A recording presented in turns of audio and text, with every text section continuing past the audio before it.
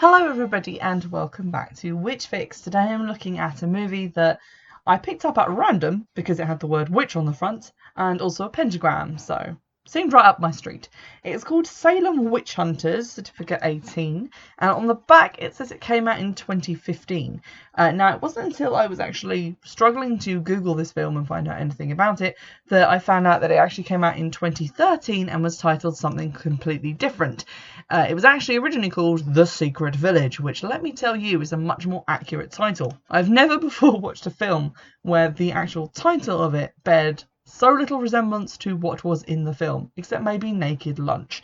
So just to run down the three words in the title, no one is actually hunting anybody, let alone witches. There are no witches actually in the film, and the film does not take place in Salem. So it might as well have been called Bibbity Bobbity Bugger All, because there's very little in it of interest, but it annoyed me and therefore it's getting reviewed on the podcast. My expectations going in, after the first couple of scenes of the film, were actually quite high because it had quite good production values, better than some of the other films that I've looked at, and a recognisable actor that I'd seen in something else, which was very exciting. That actor is Jonathan Bennett, who played Aaron Samuels in Mean Girls, as well as a lot of other parts. I'd also seen him in Veronica Mars, but I recognised him from other things. It was very exciting. The actual plot of the movie, as described at the back of the box, is Greg, an unsuccessful screenwriter, and Rachel, a beautiful journalist, research an outbreak of mass hysteria in a small village.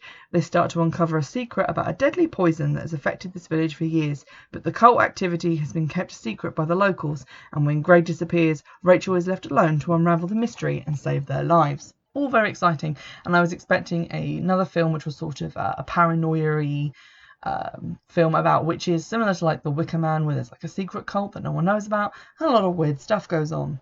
Boy, was I disappointed. So we start the film with Greg in his car having an awkward conversation with his girlfriend. He turns up at a house where Rachel is outside jogging. She comes in and is spooked by the fact that there is a random man in her house, as you would be.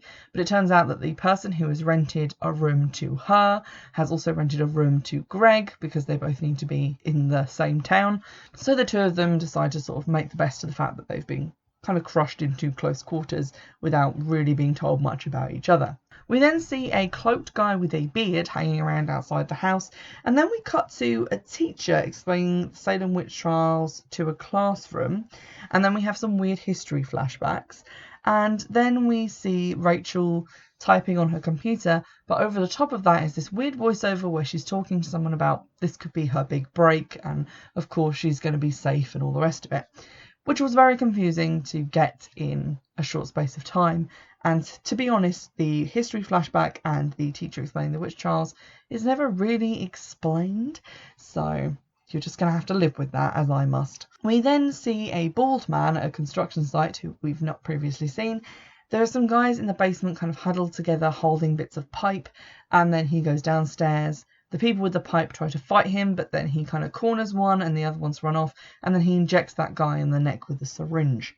We then cut back to Rachel, who has a little bit of newspaper that she keeps looking at, and she goes to this guy's house to interview him about ergot poisoning in the village.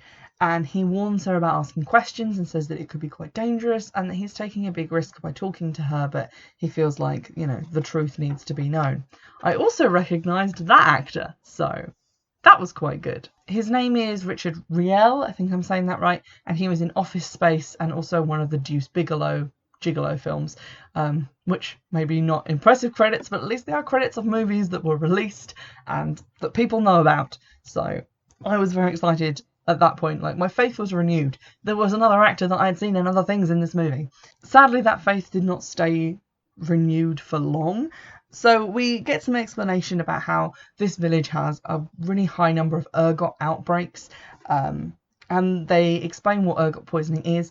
I already knew what ergot poisoning was because of an episode of The X-Files in which ergot poisoning is the main plot, but they recovered it and say basically it's a fungus that grows on wheat and rye, and that can cause, if ingested, a lot of symptoms, including affecting your organs, your circulatory system, your veins and arteries, and that produces various things like hallucinations and shaking, paranoia, etc., etc. And one theory about the Salem witch trials is that it was caused by ergot poisoning, that people consumed mouldy wheat or rye and they started seeing all this weird shit and getting paranoid, and that's why they killed a bunch of people. The guy, who I think his name is Paul, he reveals that there is a secret cemetery where all the victims of the outbreaks that have been covered up are buried. And so Rachel goes home, sees a threatening note on her door, and then we see another dude being chased in point of view of the bald man with the syringe, and then he syringes that guy. A new cloaked dude shows up at the house who is different to the original cloaked dude, but still just a dude in a cloak. Rachel goes out like a bellend and starts just asking random people questions about ergot poisoning, and they all refuse to speak to her because she was told that they would, god damn it. This is where the film started to break down for me, because everything up until this point had been, you know, in the order of events that it actually happened, which is how films work. But then it started to do this really weird thing where it would just cut back and forwards, like in very poorly signposted flashbacks to things that had happened. So we see Rachel driving the next day, and she goes to the old man Paul's house. He gives her an envelope and says no one can be trusted. He sees a creepy hag in the woods, but she doesn't. And then she leaves him and goes to look at this supposed secret cemetery. I will say that as secret cemeteries go, it's probably skirting the edge of not being secret anymore, because it has paths and very well kept grass and massive headstones everywhere with the dates that everyone died on, like the same date, the date of the outbreak. So that's not terribly secret. And then we cut to Rachel back at home and Greg is making toast. But then she's back in the cemetery looking at the gravestones again, and they don't have the dates on anymore. And then she's back with Greg, who's now eating his toast. So it's sort of implied that as he's speaking to her, she's thinking about going to the cemetery where she's already been. But it's really not that clear, and it's very poorly signposted. So it gets really confusing. And this does continue throughout the rest of the film to the point where it becomes kind of unwatchable because you just don't know what's going on.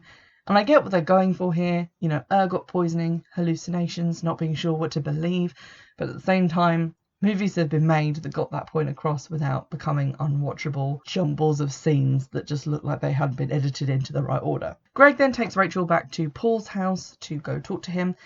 We see her go in, we see her come running out, and then they drive off.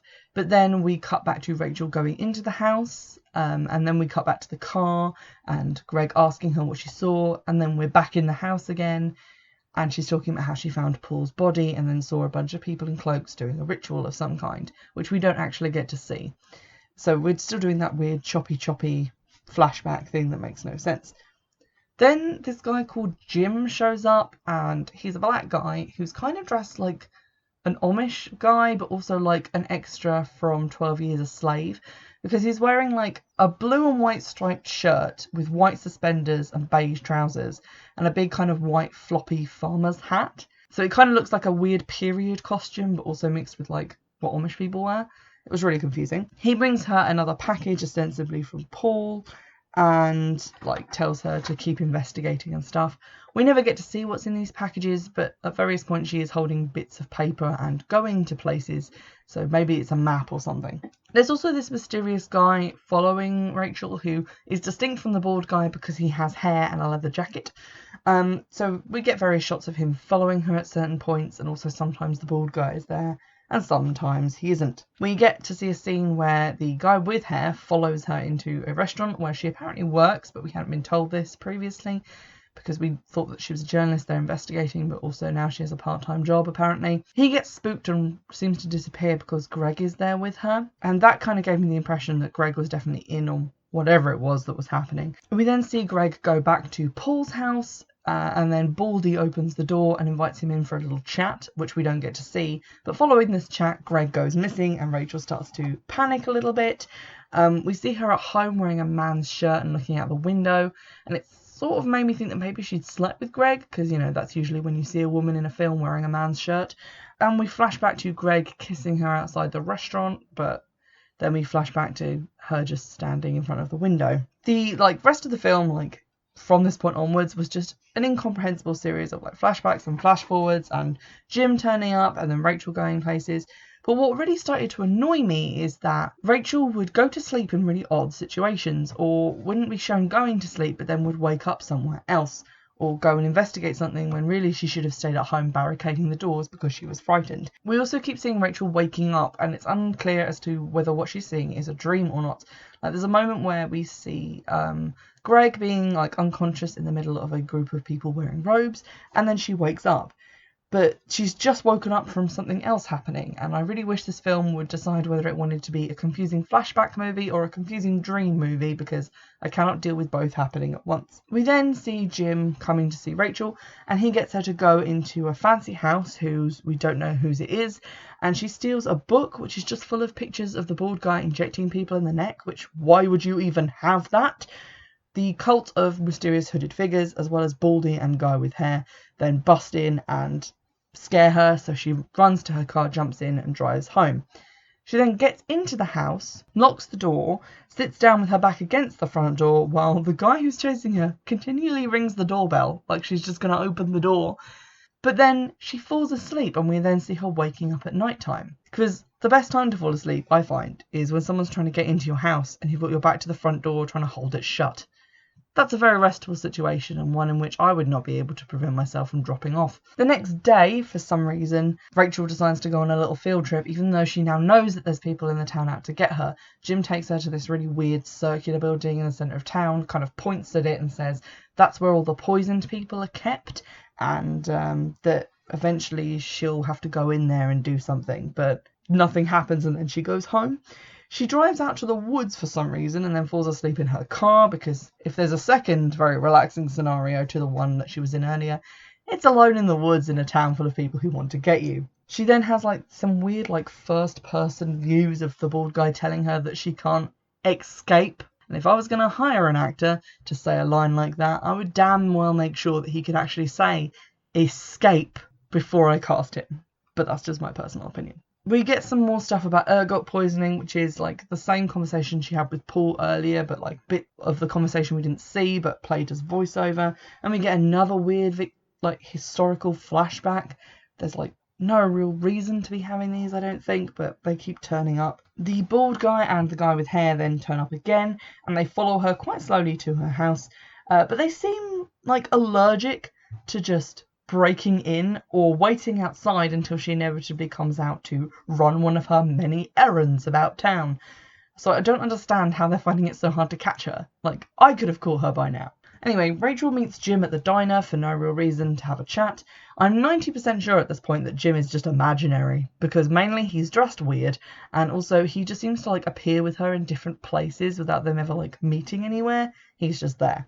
But anyway, Rachel goes home and Greg is mysteriously back, just like he was mysteriously gone before, and he's brought her some flowers. Aww. And then he says to have a shower so that they can go out and have dinner, which seems weirdly calm for someone who was recently kidnapped. She goes to have a shower, but as she comes out of the bathroom, she kind of peeks around the door suspicious-like, and he's going through her laptop and her notebooks. She sees him going outside with her notebooks and handing them over to the weird guy with hair and the bald dude, so now she doesn't trust him and she locks him out of the house. The next scene that we see after she's like locked him out of the house is her going to the big round building, which is meant to be full of poisoned people. And again, I found myself wondering, if she's just shut him out of the house and he obviously wants to get back in, why hasn't he, one, broken in via the French doors on the veranda, or waited outside for her to leave? It seems like he's just fucked off somewhere and allowed her to just leave, which is very weird. We then get to see the inside of the building. There's a lot of very sick looking people in there, and it kind of looks like an 1800s kitchen, which is very strange. But then Baldy, Greg and the guy with hair show up and kind of corner her, and then Baldy injects her in the neck. At this point I had a fairly good idea of how the film was going to end, and surely enough we find Greg and the guy with hair carrying boxes marked Rachel to a car, and they then have a little conversation about medication, and Rachel is seen in the car alive and unhurt but not looking very well. Greg then drives Rachel to like a hillside where they park up and they have a little cuddle. He gets a phone call and gets out of the car.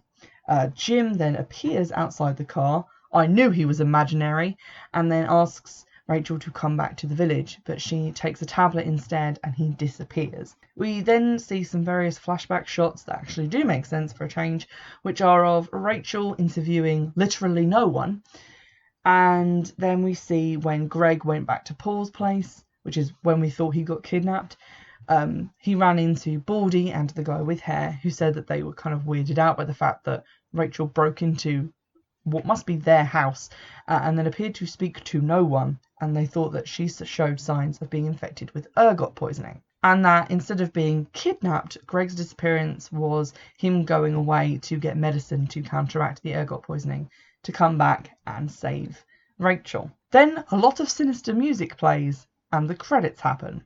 I disliked this film for a lot of reasons, but mainly because it made me look back on The Curse of the Witch's Doll as being a semi-decent movie, because that also had the plot of this person is actually insane or hallucinating, but that was actually carried off quite well and in a way that made sense. In this, it's really unclear as to when Rachel became infected with ergot poisoning, or if that is even what she's suffering from for most of the film.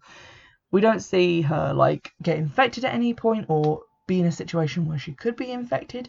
And it seems that her and Greg are together by the end of the film. But does that mean that they were always together and she was the girlfriend he was talking to on the phone at the start? Or that they got together when he came to the town to research his screenplay, in which case she was already there investigating the ergot poisoning, and therefore there is actually a story there after all. It's also unclear why they allowed someone who was hallucinating and probably quite ill from having, ingested this incredibly toxic substance to just kind of roam the countryside without making any real efforts to catch or contain her.